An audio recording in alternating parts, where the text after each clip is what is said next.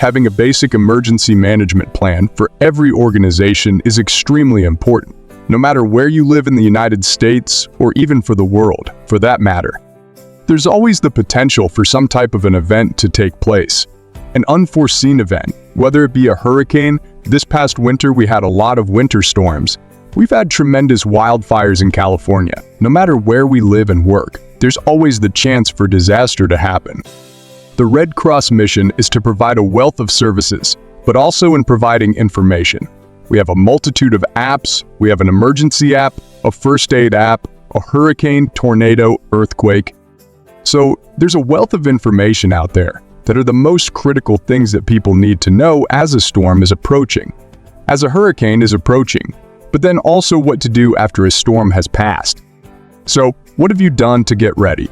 Have you gotten a preparedness plan? Have you discussed it with your family? Do you need to evacuate? If you need to evacuate, where are you going to go? Have a plan, stay informed, get a kit, because all of those things are vital to maintaining your safety to the world. You may be one person, but to one person, you may be the world.